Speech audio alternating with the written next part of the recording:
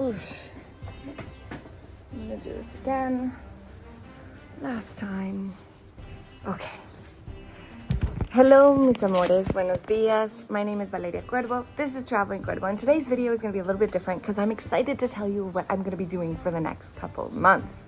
So I'm traveling to Scandinavia on a research grant, and I'm going to be looking at why people misconstrue history and kind of what people do to protect those legacies by looking at white supremacists and Vikings.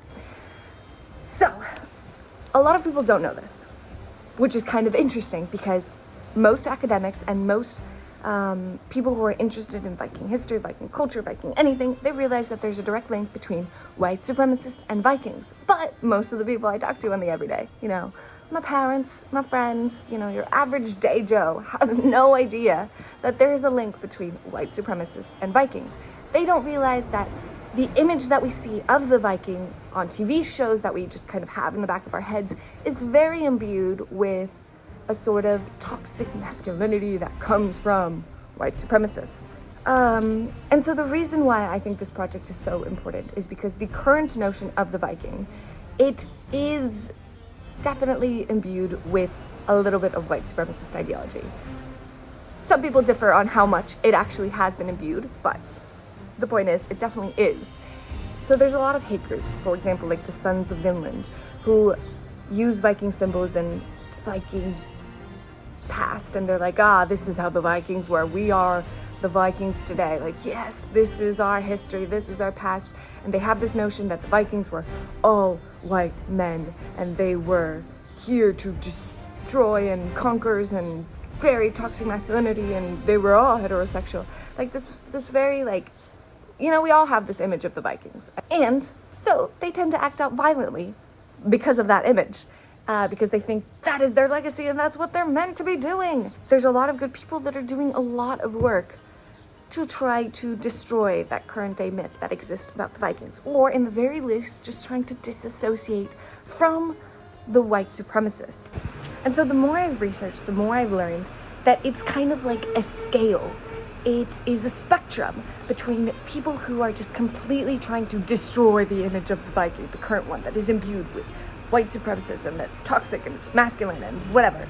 And then there's people who are completely okay with that image, but they're just trying to be like, no, we are not, white supremacists. We're okay with the image, but we don't want to destroy it. Like we're just living, laugh, loving, and we're gonna do our own thing. And by doing our own thing, we're not gonna associate with white supremacists. And that's how we're gonna kill the white supremacists. That's how we're gonna disassociate the image, by not paying focus. And then there's people who are directly having to be like, no, we're not white supremacists, and I'm going to tell you the truth about what these Viking history and what the Viking symbols are.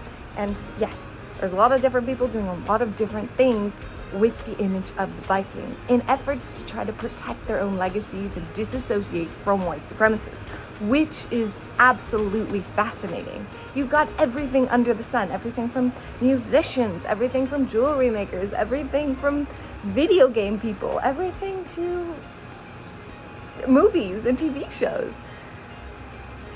Yeah, it's so interesting. And by looking at that, we can also kind of see disagreements between academics and activists that are doing very different things. And I think it has to do with academics are trying to a little bit disassociate, if they're trying to disassociate from the image of the Viking by being like, oh, this is the true history, let me point out the fallacies in what the current image is.